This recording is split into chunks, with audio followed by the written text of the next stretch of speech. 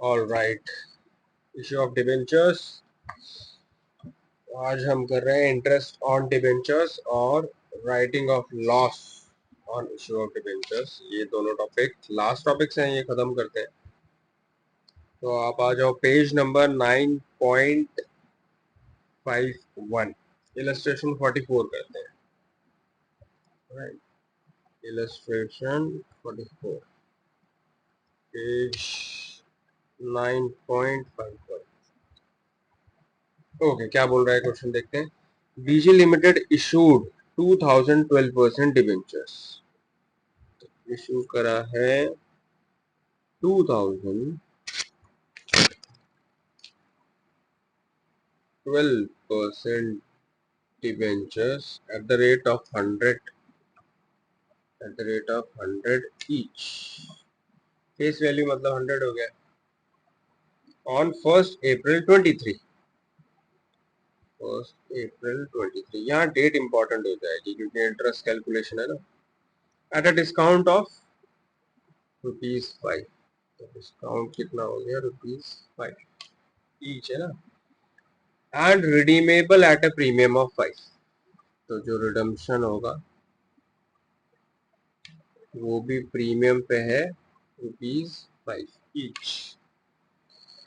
The issue was fully subscribed according to the terms of issue. Interest on debentures is payable half yearly on 30th September and 31st March. मतलब 6 महीने में interest पे होता है। तो financial year का first half खत्म हो जाएगा 30th सितंबर में और सेकंड हाफ खत्म होगा 31st मार्च में। तो क्वेश्चन बताएगा ईयरली इंस्टॉलमेंट इंटरेस्ट है या हाफ ईयरली या क्वार्टरली है। अकॉर्डिंगली हमें इंटरेस्ट कैलकुलेट करना है मंथ्स के according. Pass necessary journal entries for issue of debentures. Debenture interest for the year ending. Issue of debenture करना है, डिबेंचर इंटरेस्ट और 31 मार्च 24 को। ये क्वेश्चन हमारा वहीं तक ले जा रहा है। And transfer of interest on debentures of the year to the statement of PNL. ठीक है, तो अपने इंटरेस्ट के एक्सपेंस को स्टेटमेंट ऑफ पीएनएल में भी ट्रांसफर की एंट्री मांग रहा है। सारी एंट्रीज है, सिर्फ नेसेसरी एंट्री भी लिख देता तो भी हम ये सारे करते ही। राइट, तो चलो ठीक है, देख लेते हैं, फटाफट लिखते हैं। फेस वैल्यू 100 है, इशू प्राइस कितना है। मैं हमेशा फेस वैल्यू अलग करता हूँ और डिस्काउंट प्रीमियम अलग करते हैं। तो यहाँ पर डिस्काउंट है, तो देखो यहाँ पे फेस वैल्यू अलग लिखा है, डिस्काउंट अलग। प्रीमियम का भी क्वेश्चन होता तो फेस वैल्यू अलग करते हुए चलो। ओके और रिडम्पशन, रिडम्पशन हो रहा है 100 फेस वैल्यू प्लस 5 मतलब 105। लॉस आ गया हमारा ₹5 का, और लाइबिलिटी भी फिर 5 की क्रिएट हो जाएगी। ₹5 आपको कई साल बाद, 4-5 साल बाद जब भी रिडीम करना होगा डिबेंचर को, इस बोरोइंग का, ये लोन का पैसा जब भी लौटाना हो, आपको ₹5 देना है। ये इशू के समय ही क्लियर हो चुका है, तो लाइबिलिटी हमें डे 1 से क्रिएट करनी होगी। और यही लॉस है। एक लॉस यहाँ पे भी है हमारे डिस्काउंट का। तो टोटल लॉस कितना हो गया, ₹10 का, और लाइबिलिटी कितनी होगी, ₹5। दैट्स इट, यही हमारे आगे काम आने वाला है। तो चलो फिर एंट्री डालना शुरू करते हैं। बैंक अकाउंट डेबिट, और ये डेट क्या है देख लेते हैं। बैंक अकाउंट डेबिट 1 अप्रैल 23 है ना, ये लिखा था हमने। हाँ, 1 अप्रैल 23 पे इशू हो रहा है। Bank account debit to debenture application and allotment. Lump sum का ही केस है। 2000 नंबर ऑफ डिबेंचर्स हैं हमारे, और हम इशू प्राइस ले रहे हैं 95 क्योंकि 100 माइनस 5 का डिस्काउंट था ना। ओके, फटाफट से इसको करते हुए आगे बढ़ते हैं। 1,90,000 हमें अमाउंट मिल चुका है, 1,90,000। फिर debenture application and allotment account debit, हमेशा यही आएगा नीचे, 1,90,000। इशू और शेयर्स और डिबेंचर सब में हमने देखा है भाई, जितना इशू प्राइस मिलता है उसी का हिसाब देना होता है ना। थोड़ा सा इसको नीचे लिख लेते हैं, जगह बना लेते हैं। To 12% debentures, 12% debenture, percentage debenture जहाँ पे भी है फेस वैल्यू करना होगा, ₹100 और नंबर ऑफ डिबेंचर है 2000, राइट। तो 2 लाख हमें यहाँ मिल चुका है। अब लॉस देखो, आपने जो वर्किंग बनाया था, लॉस टोटल 10 का है, तो loss on issue of debenture, debentures account debit पूरा लिखना है आपको। 10 रुपए का loss into number of debenture 2000, right. तो इतने आसानी से ये हो जाएगा आपकी वर्किंग अगर सही से बनी हो। अब देखो लाइबिलिटी, लाइबिलिटी 5 की है, तो 2 premium on redemption. Security premium तो हमारा पैसा होता है, ये सिक्योरिटी प्रीमियम थोड़ा ना है, ये प्रीमियम ऑन रिडम्पशन है। जब रिडीम करेंगे लोन का पैसा, वापस जब लौटाएंगे तो हम एक्स्ट्रा लौटाएंगे। कितना देखो यहाँ पे ₹5 पर डिबेंचर, और नंबर ऑफ डिबेंचर कितने हैं आपके पास जो रिडीम करने, 2000। अनलेस क्वेश्चन बताए 2000 रिडीम नहीं करेंगे, कम करेंगे, तो हम अकॉर्डिंगली उस साल के रिडम्पशन में जाते हैं। वैसे उस पर नहीं जाए तो ठीक है, थर्ड चैप्टर था, इससे रिलेटेड रिडम्पशन के कई पॉइंट्स हुआ करते थे।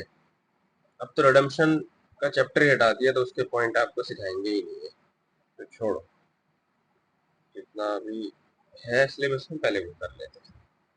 ओके, 2 लाख 10 बिल्कुल सही जा रहा है सब कुछ, तो आगे बढ़ते हैं। इशू हो गया। अब आगे क्या करेंगे, हम इवेंट के साथ रहेंगे। अगला इवेंट कब आएगा, 1 अप्रैल से देखो आप आगे बढ़ रहे हो। इस दिन तो इशू हो गया, कोई इंस्टॉलमेंट का केस नहीं है, लंप सम का केस है,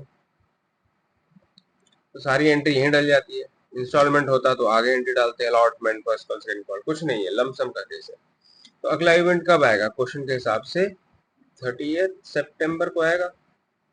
यहाँ इसने बोला है ना इंटरेस्ट की पेमेंट करनी है 6 महीने में। फिर आगे बढ़ेंगे हम, फिर 6 महीने बाद फिर आएगा 31 मार्च, अब 22 हो जाएगा।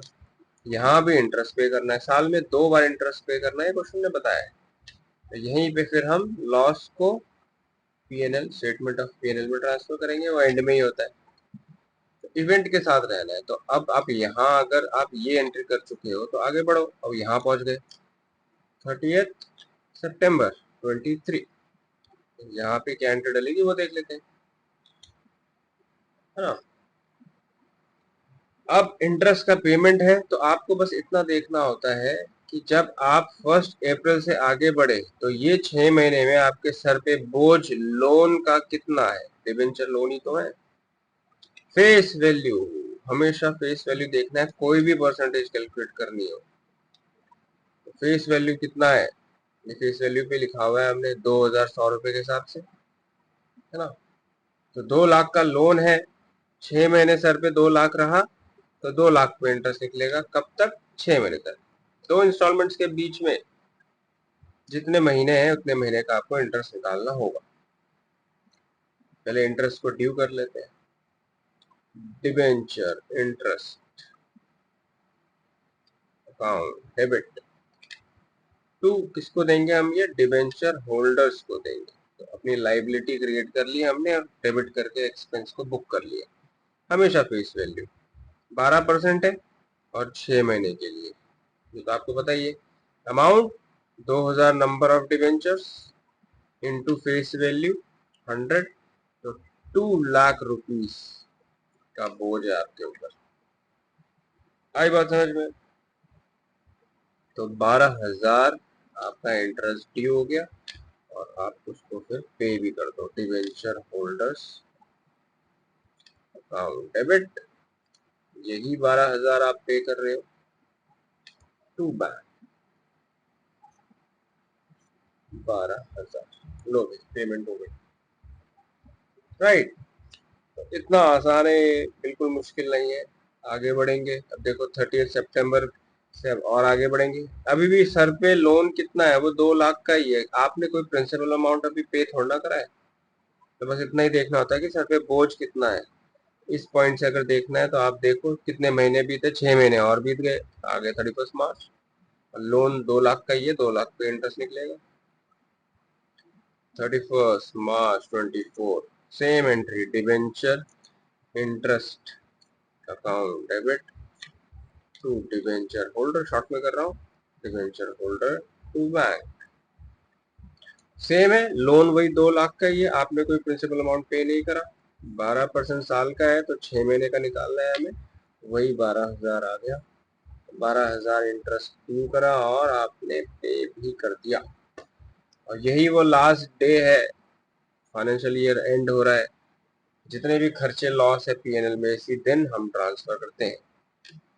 तो statement of PNL account debit to, एक लॉस था आपका डिस्काउंट का, discount on issue of debentures account, और एक इंटरेस्ट का था, तो डिबेंचर इंटरेस्ट पूरे साल में जितना हुआ वो आपको देखना होता है। देखो डिस्काउंट का तो यही लॉस है ना, डिस्काउंट प्लस प्रीमियम का। हाँ तो दोनों है तो लॉस के नाम से, तो यहाँ पे भी आप फिर लॉस के नाम से शो करोगे। सिर्फ डिस्काउंट होता तो डिस्काउंट के नाम से आप एंट्री यहाँ पे लिखते और पीएनएल में भी डिस्काउंट ट्रांसफर कर देते। तो अब इसको लॉस कर सकते हैं। लॉस जिस नाम से आपने बुक करा है उसी नाम से एंट्री लिख दो, लॉस ऑन इशू। इसमें डिस्काउंट भी इंक्लूडेड है प्लस प्रीमियम ऑन रिडम्पशन भी इंक्लूडेड है। सिर्फ डिस्काउंट का क्वेश्चन हो तो डिस्काउंट से डालते हैं, सिर्फ प्रीमियम ऑन रिडम्पशन का क्वेश्चन हो तो लॉस से डालते हैं, अगर प्लस दोनों है तो भी लॉस के नाम से। अलग अलग भी कर सकते हो, गलत नहीं है वो, ठीक है। ओके, तो आपको लॉस कितना हुआ था, 20,000 का, तो आप 20,000 लॉस में लिख दो। इंटरेस्ट का कितना लॉस हुआ था पूरे साल में, कितना एक्सपेंस था, 12,000 6 महीने का था तो 12,000 बाकी 6 महीने का था, तो पूरे साल का खर्चा हम ट्रांसफर करते हैं ना, तो 24,000 रुपए आप पूरे साल के करोगे, तो 44,000 पीएनएल में डेबिट हो जाएगा। प्रॉपर से देख लेते हैं सब सही जा रहा है कि नहीं। ठीक है, बिल्कुल सही है। आप अलग अलग भी कर सकते हो, एक साथ भी कर सकते हो, दोनों ठीक है। ऑल राइट, ठीक है, और देखते हैं और क्या है। अब क्वेश्चन ने क्या किया था, अब क्वेश्चन की लास्ट लाइन आप पढ़ो, transfer interest on debentures of the year to statement of PNL. तो ये इंटरेस्ट के ट्रांसफर की एंट्री, 24,000 की एंट्री ट्रांसफर करने के लिए बोला है।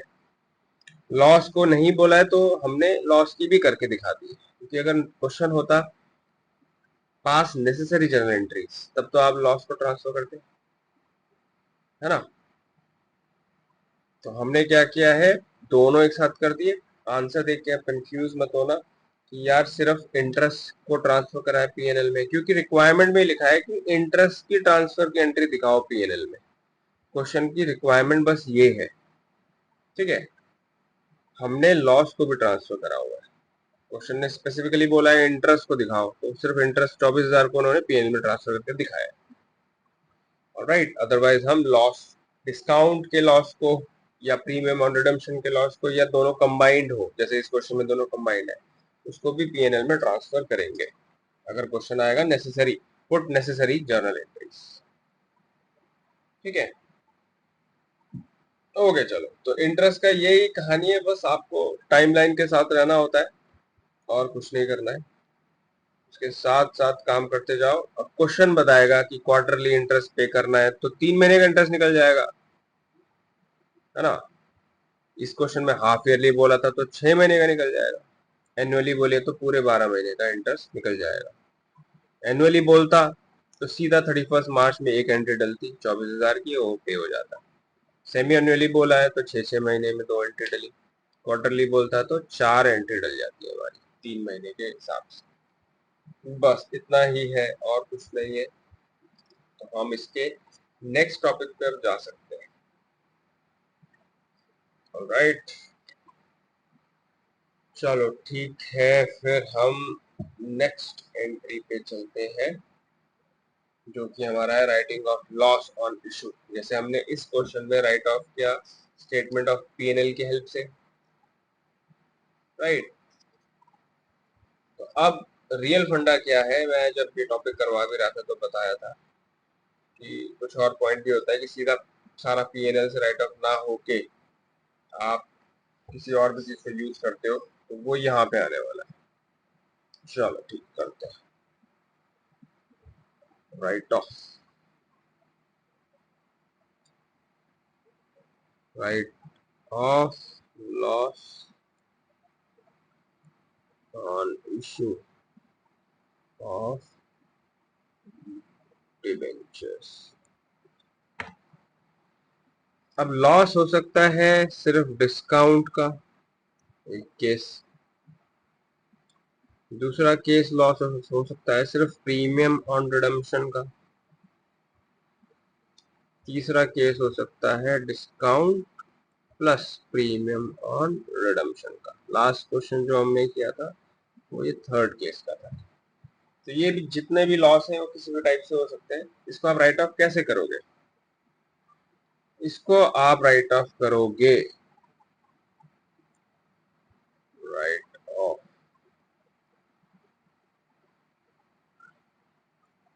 फर्स्ट सिक्योरिटी प्रीमियम से।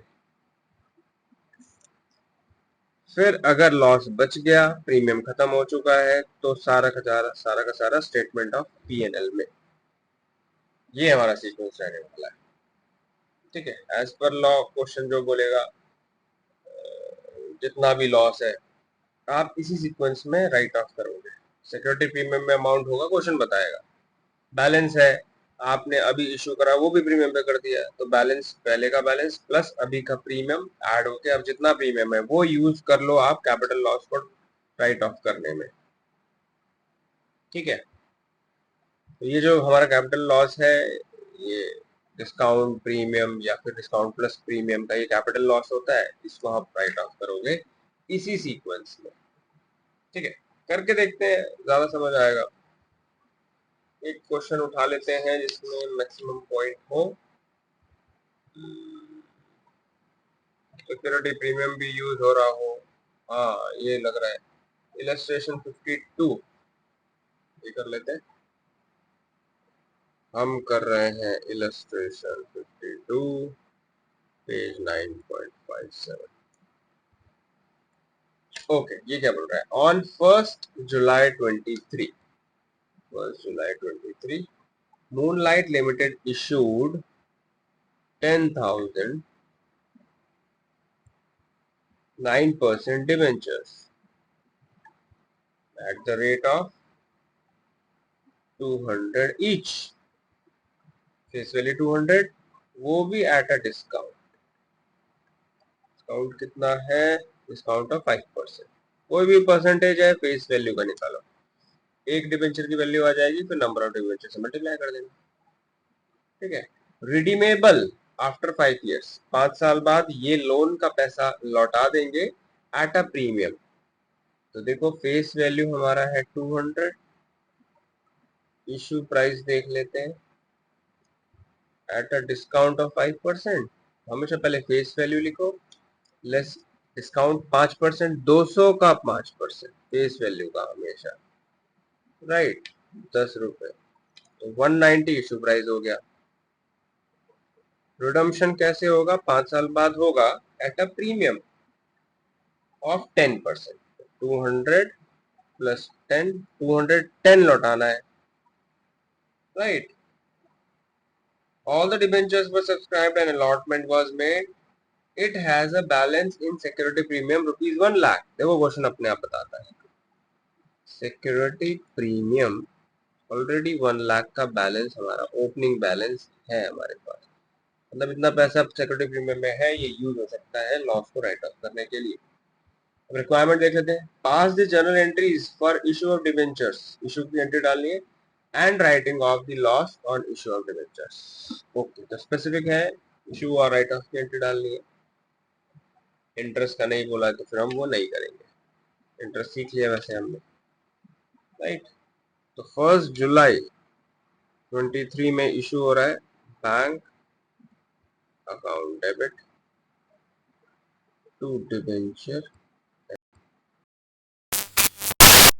And allotment.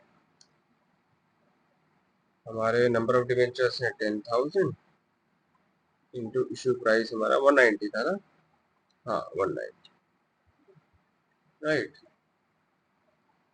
तो 19 लाख हमारा इशू अमाउंट मिल गया। अब debenture application and allotment account debit हमेशा यही आएगा यहाँ पे 19 लाख टू कितना परसेंट डिबेंचर है, 9% डिबेंचर है ना। यहाँ तो हमेशा फेस वैल्यू आता है, फेस वैल्यू 200 है, नंबर ऑफ डिबेंचर्स 10,000 है, 20 लाख, राइट। अब देखो यहाँ पे हमें कितने का लॉस हुआ, डिस्काउंट 10 रुपए, तो यहाँ पे लॉस हो गया 10 और प्रीमियम और रिडेम्पशन 10, टोटल लॉस 20 का हो गया। लाइबिलिटी कितनी क्रिएट हुई, ये हमेशा प्रीमियम और रिडेम्पशन ही होगा हमेशा, तो प्रीमियम और रिडेम्पशन 10 है, 5 साल बाद 10 रुपए एक्स्ट्रा लौटाने, ठीक है।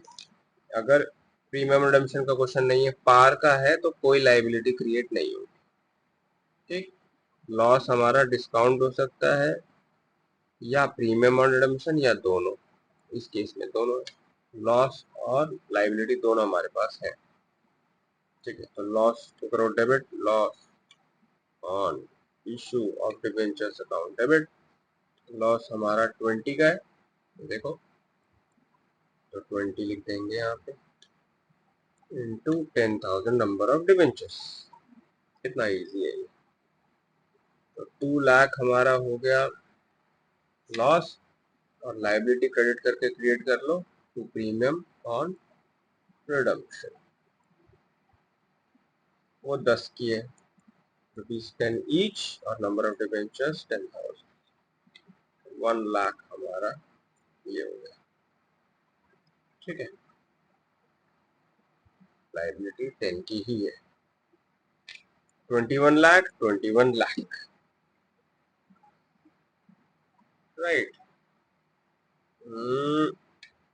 इस गड़बड़ तो नहीं करी हमने इसमें, लॉस लॉस लॉस कितने का है, अरे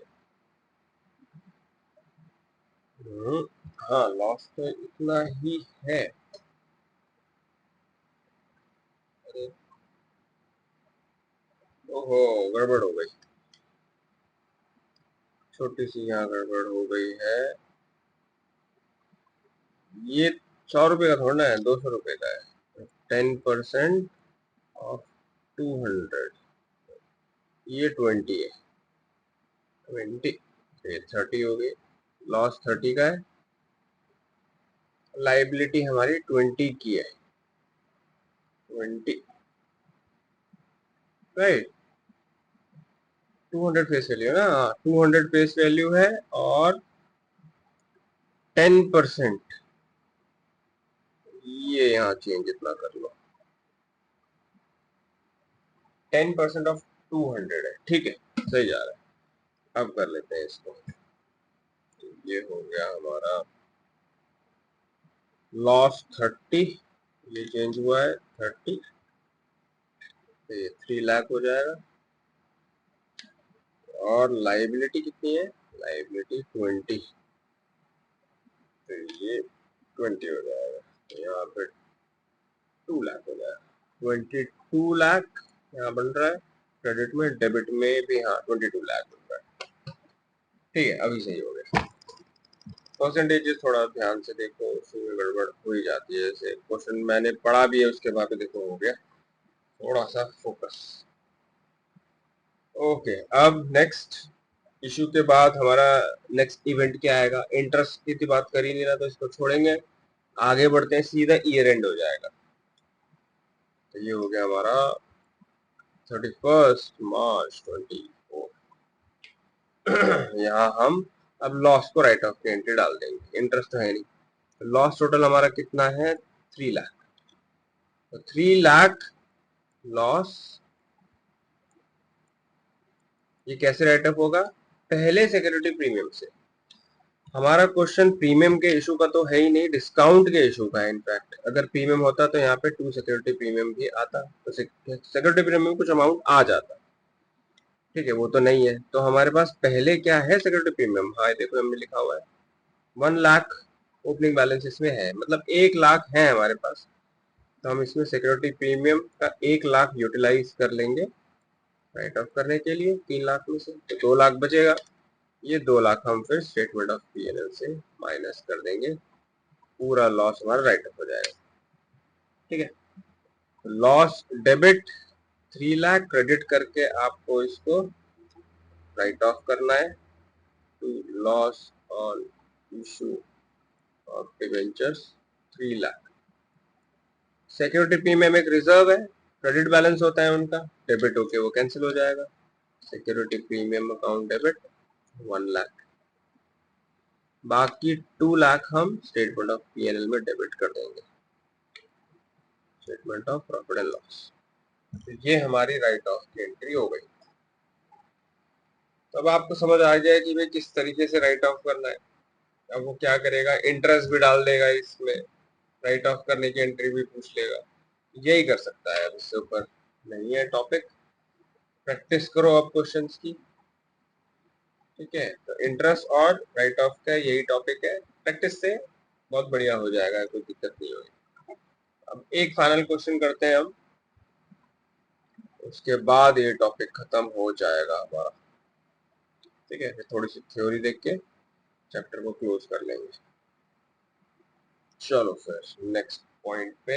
अब कोई पॉइंट नहीं बचा है वैसे, बस ये है कि पुराने पॉइंट्स को कंबाइन करके बड़ा क्वेश्चन बनाने की कोशिश करेगा, ये ज्यादा कुछ है नहीं इसमें। ओके, अब देखो होगा क्या, इसको कर लो काम आएगा। हम कर रहे हैं illustration 55, page number 9.58। Given information देखते हैं। On 1st April 21, Sun India Limited issued 10,000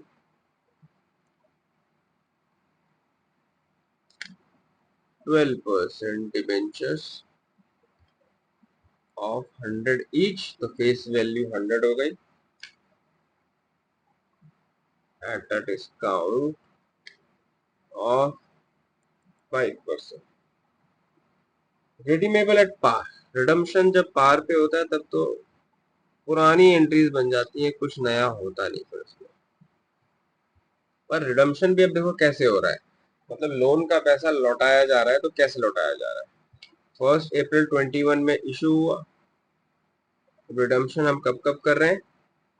on 31st March 22, एक साल के बाद हम 2000 डिबेंचर्स राइट ऑफ कर रहे हैं।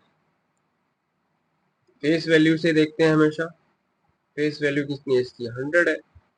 अगर 100 से मल्टीप्लाई करें तो देखो 2 लाख रुपीज आप रिडीम कर रहे हो। आपने टोटल लोन फेस वैल्यू से चेक करना है। 10,000 डिबेंचर्स 100 का एक है, तो 10 लाख इतना लोन था आपके ऊपर, तो 2 लाख यहाँ पे लेस हो जाएगा। यहाँ पे अगर मैं लिख दूं, लोन ही लिख दूं, तो कितना लोन है आपके ऊपर? 10 लाख का। 1st April 21 में, एक साल के बाद आपने 2 लाख रुपए लौटा दिए, तो कितना लोन आपके ऊपर रहा? 8 लाख का। एक साल के बाद और आप कितना लौटा रहे हो देख लेते हैं। 31st March 23 में आप कितना लौटा रहे हो? 5,000 डिबेंचर्स ऑफ 100 ईच, हमेशा फेस वैल्यू। तो आपने क्या करा, 5 लाख और लौटा दिए।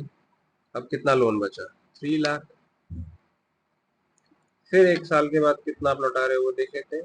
31st March 24 में आप 3,000 डिबेंचर्स ऑफ 100 ईच, देखो 3 लाख और लौटाया, तो प्रिंसिपल अमाउंट देखो 0 हो गया। तो आपने 3 साल में लोन लौटाना है।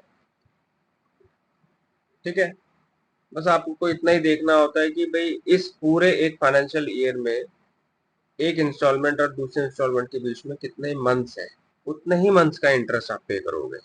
जितना लोन उतना इंटरेस्ट।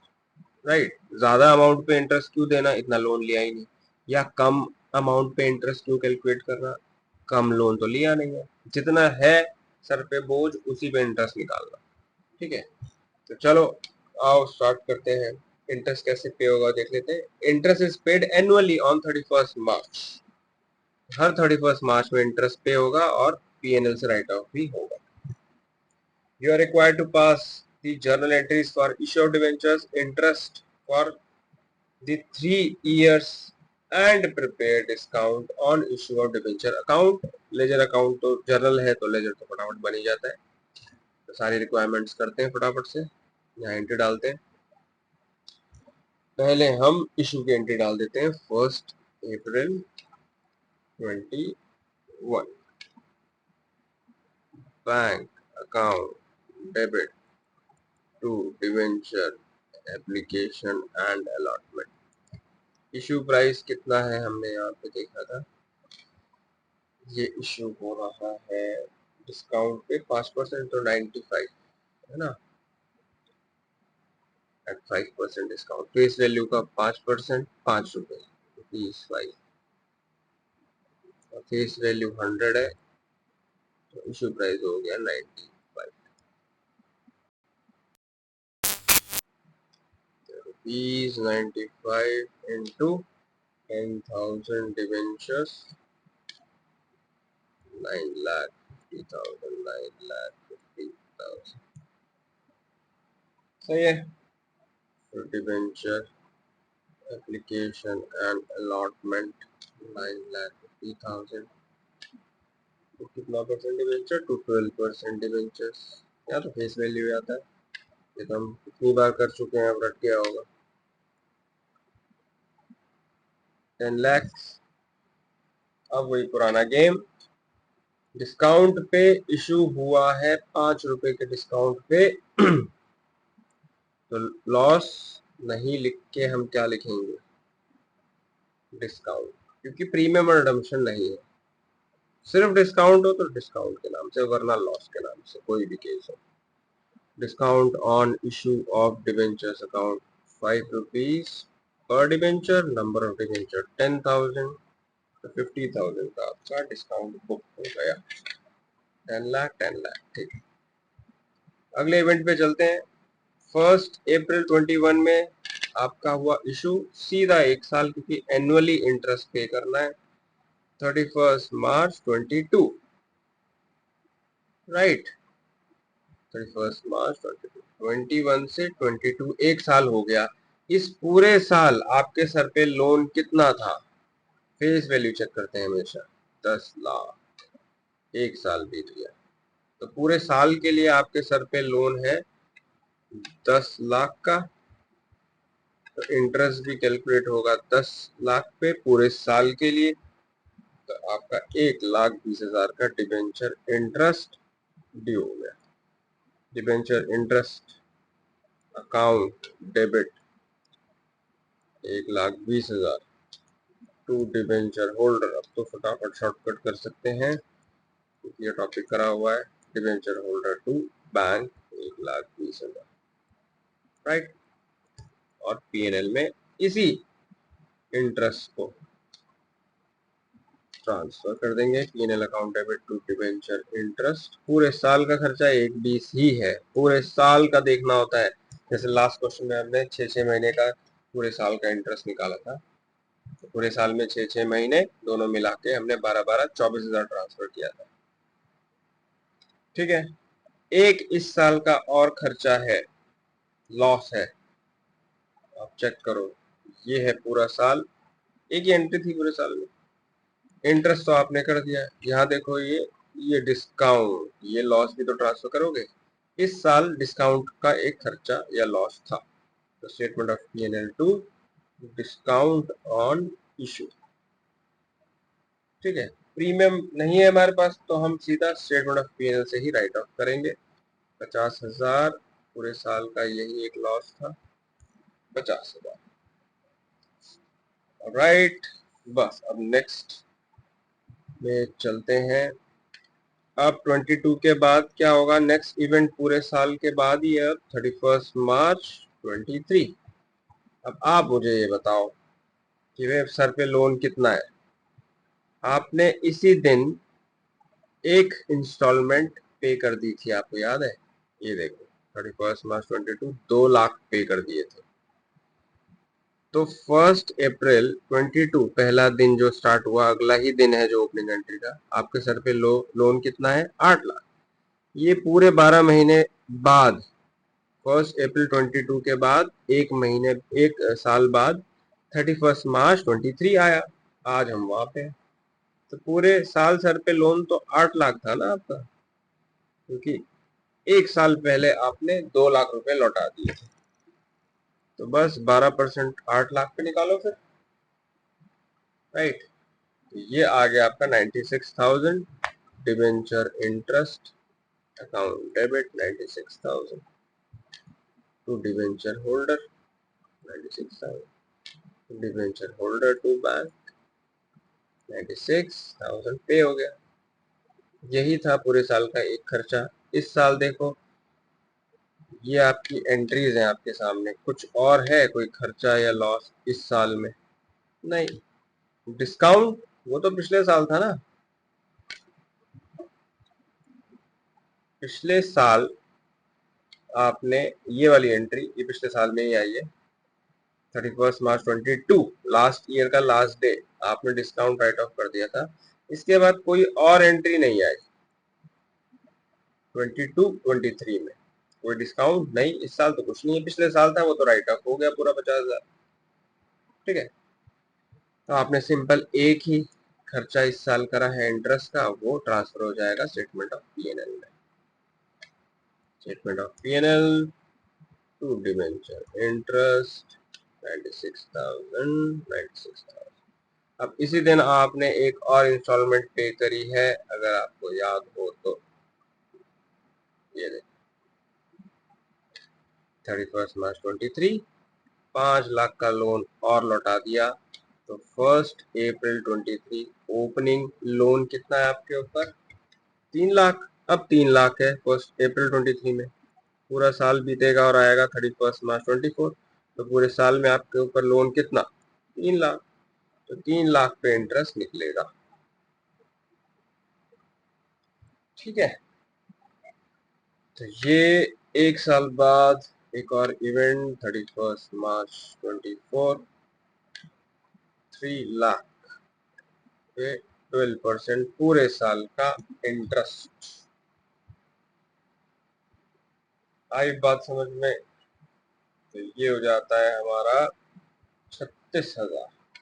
तो debenture interest account debit 36,000 to debenture holder 36,000 pay कर दो। Debenture holder to bank 36,000। फिर यही खर्चे को स्टेटमेंट ऑफ पीएनएल में ट्रांसफर।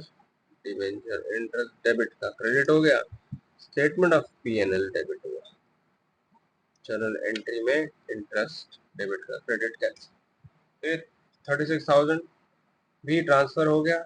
31 मार्च 24 को एक और इवेंट हुआ, आपने प्रिंसिपल अमाउंट का कुछ और पे कर दिया है। कितना पे करा? 3 लाख और पे कर दिया। अब लोन जीरो। आप बोलोगे ये जो प्रिंसिपल अमाउंट पे करा हमने, 2 लाख, 5 लाख, 3 लाख, इसकी एंट्री रिडम्पशन ऑफ डिबेंचर की एंट्री नहीं कराएगा आपका सिलेबस, क्योंकि वो थर्ड चैप्टर था रिडम्पशन ऑफ डिबेंचर।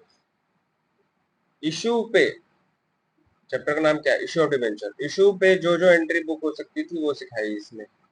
इशू पे आपको लॉस बुक करना था, चाहे वो डिस्काउंट का हो या प्रीमियम का हो ऑन रिडम्पशन, या दोनों का हो। तो इशू पे एंट्री जो डलती है वो ना डलेगी। तो 5 साल बाद कितना रिडीम हुआ, 2 साल इस क्वेश्चन में, हर एक साल में एक रिडम्पशन कितना हुआ, उसकी एंट्री नहीं सिखाएगा, क्योंकि चैप्टर है issue of debenture, redemption of debenture नहीं। थर्ड चैप्टर कभी हुआ करता था जिसमें वो सिखाता था, अब वो सिलेबस का पार्ट नहीं है। ओके, एक रिक्वायरमेंट और है इस क्वेश्चन की, वो देख लेते हैं। Discount on issue of debenture account बनाने के लिए बोल रहा है। तो लेजर अकाउंट के तो वैसे एक्सपर्ट हो आप। Discount on issue of debentures account, भाई जर्नल है तो लेजर तो फ्री है, फ्री मिलता है उसके साथ। पूरे अपने सॉल्यूशन में देख लो discount on issue of debenture कहाँ है। यहाँ से एंट्री डालने आपने शुरू करी, यहाँ नहीं है, यहाँ नहीं है, यहाँ पे है। देखो डिस्काउंट कितने था, 50,000 का था टू 12% डिबेंचर। तो discount on issue of debenture account बना रहे हो, जो भी अकाउंट बना रहे हो उसके सामने जो कितना अमाउंट है वो पकड़ लो, 50,000 डेबिट करना है ना। डेबिट, डिस्काउंट डेबिट ही होता है, तो डेबिट कर दो उसके अकाउंट को 50,000 से, बस इतना ही करना है। इसके अकाउंट को डेबिट कर दो 50,000 से। टू कितना परसेंट डिबेंचर है, 12% debenture, to 12% debenture account. That's it,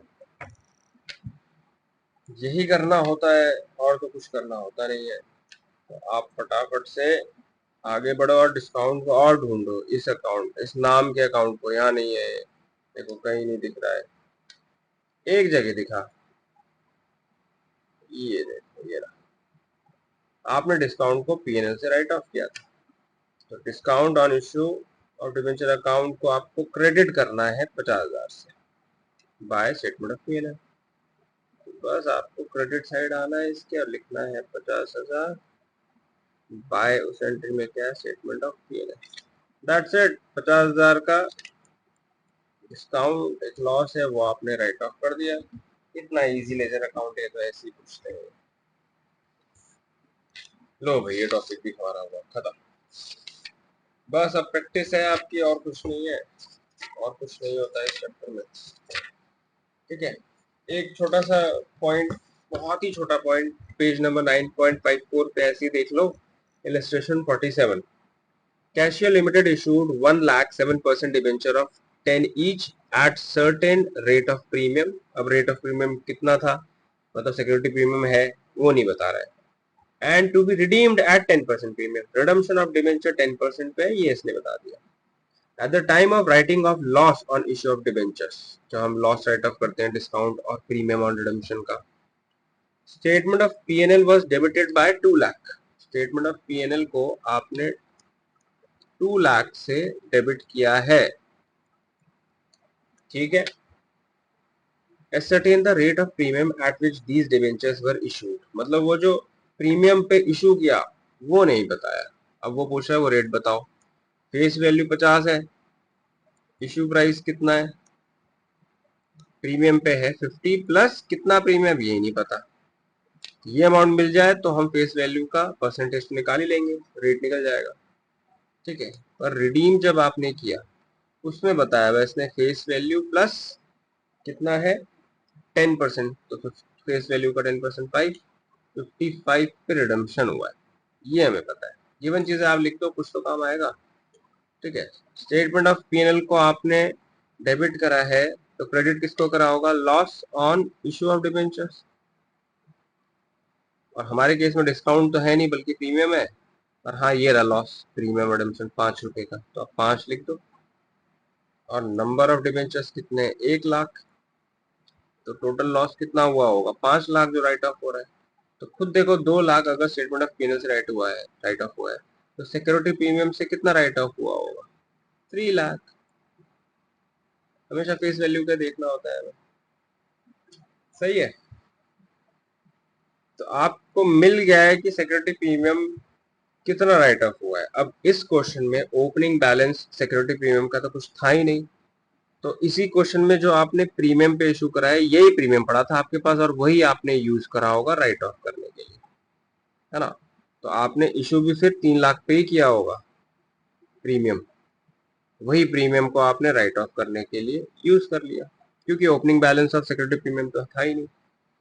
तो इसका मतलब आपका 3 लाख है, 3 लाख पे ही आपने इशू करा था, तो बस अब इसका रेट निकालना है, एक शेयर पे कितना रेट है। आप पूरे अमाउंट को देख लो, कोई दिक्कत नहीं, हमेशा फेस वैल्यू का निकलता है ना। तो फेस वैल्यू आप प्रॉपर फॉर्मूला यूज करना है, तो फेस वैल्यू 5 लाख है, 1 लाख डिबेंचर्स ऑफ 50 ईच, है ना, तो 50 lakh, sorry 50 lakh, lakh total amount है, राइट। ये फेस वैल्यू हो गया। फेस वैल्यू का ये हर परसेंटेज निकलता है, ये हम बात कर चुके हैं। तो 3 लाख जो आपका सिक्योरिटी प्रीमियम है, ये कितना परसेंटेज है ये चेक कर लेते हैं, है ना। तो 3 लाख 50 लाख का कितना परसेंटेज, 50 लाख का कितना परसेंटेज है, बस ये निकालना है। ये है 6%। तो रेट ऑफ सिक्योरिटी प्रीमियम कितना होगा, 6%। इस तरीके से छोटे छोटे हैं, 1-2 नंबर में आ सकते हैं, 2 नंबर में आ सकते हैं, इस चीज को थोड़ा सा देख लेना, है ना। ओपनिंग बैलेंस और सिक्योरिटी प्रीमियम होता तो ये ऐसे केस भी बन सकते हैं, कैसे भी बन सकते हैं, इसकी प्रैक्टिस भी कर लेना, ठीक है। बस अब थ्योरी पार्ट जो छोटा सा है वो देख लो भाई, आ जाता है एग्जाम में कभी कभी, एमसीक्यू तो है ही ना हमारे। स्टार्टिंग में, बिल्कुल स्टार्टिंग में आ जाओ 9.1 पे, बेसिक बातें करेंगे, इसके ज्यादा कुछ नहीं है ना। कैरेक्टरिस्टिक्स ये सब आपको अब पता ही चल गया है, ये सब आप देख लेना। बॉन्ड पे आ जाओ, 9.2 पे आ जाओ। बॉन्ड क्या होता है, किसी भी तरीके से आप पैसा लेते हो लोन का जिसमें इंटरेस्ट रेट होता है, वो डिबेंचर है। तो डिबेंचर्स बहुत बड़ा वाइडर टर्म है, उसके अंदर काफी चीजें आती हैं। तो जैसे bond like debentures is an acknowledgement of debt issued by the company and signed by an authorised signatory. Debt ही आपके ऊपर लोन ही है। The expression bond is synonymous with debt instrument where the rate of interest is not stated, rather the amount payable on maturity is stated. 5 साल बाद आपका ये loan का पैसा लौटाएंगे, तो जब 5 साल हो जाएंगे तो मेच्योर हो जाएगा वो।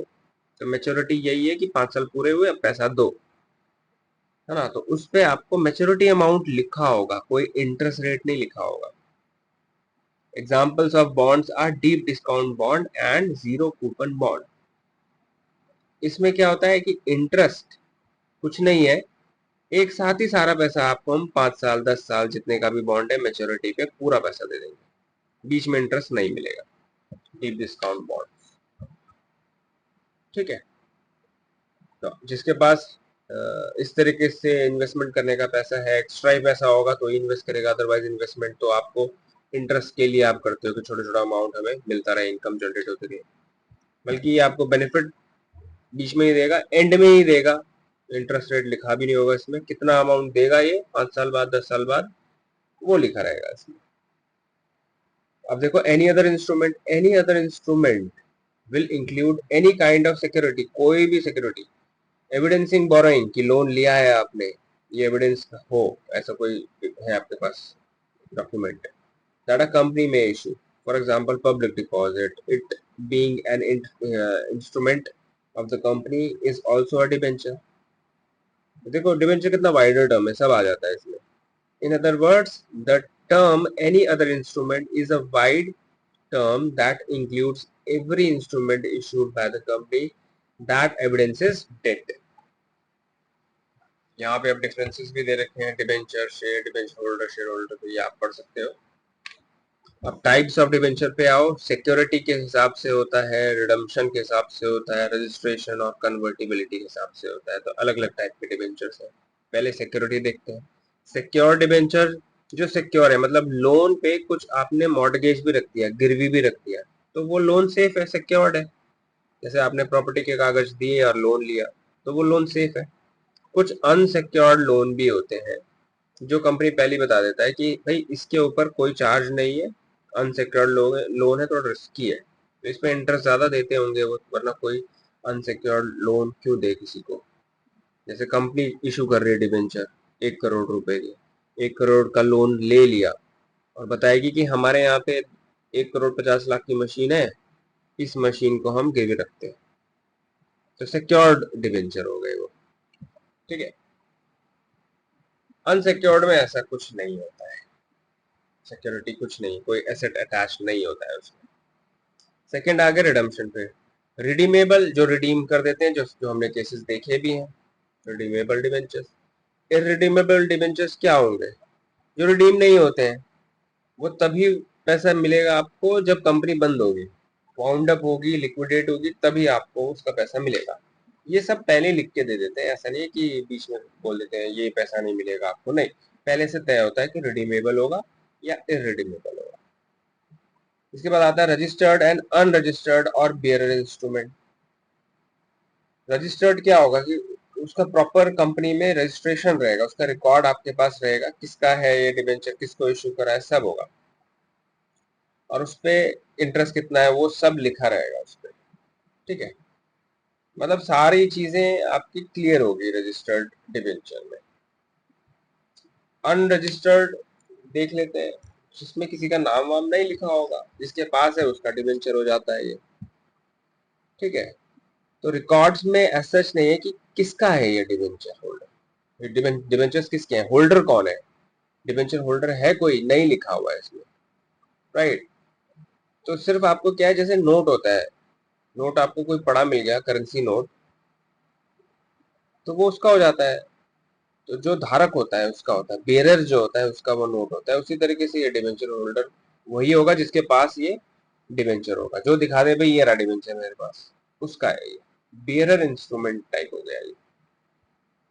अगला आ जाता है convertible and non convertible debentures. Convertible मतलब जो कन्वर्ट हो जाते हैं दूसरे इंस्ट्रूमेंट में, जैसे 10% डिबेंचर 12% डिबेंचर में कन्वर्ट हो जाएंगे, डिबेंचर शेयर्स में कन्वर्ट हो जाएंगे, right.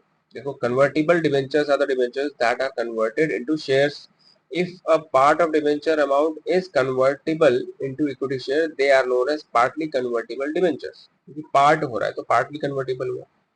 if full amount of debenture is convertible into equity shares they are known as fully convertible debentures। Non convertible debentures दो कन्वर्ट नहीं हो सकते हैं शेयर्स में। ठीक है, तो रिडम्पशन भी जब होता था डिबेंचर्स का चैप्टर, जब होता था आपकी बुक में थर्ड चैप्टर, तो उसमें ये पॉइंट्स आते थे कि आप एक पर्टिकुलर डिबेंचर को कन्वर्ट करके भी रिडीम मतलब उसे खत्म कर सकते हो, राइट। वो डिबेंचर खत्म हुआ, रिडीम हुआ, उसके बदले में आपको पैसा नहीं, दूसरा शेयर कोई मिल गया, कोई दूसरा डिबेंचर मिल गया, दूसरे क्लास ऑफ डिबेंचर, 5% का चेंज होकर 10% का डिबेंचर मिल गया। तो ओके, बस यही है हमारे थ्योरी पार्ट में, बैलेंस शीट वगैरह हम देख ही चुके हैं, तो बस अब आप प्रैक्टिस करो और ये चैप्टर यहाँ पे हुआ खत्म।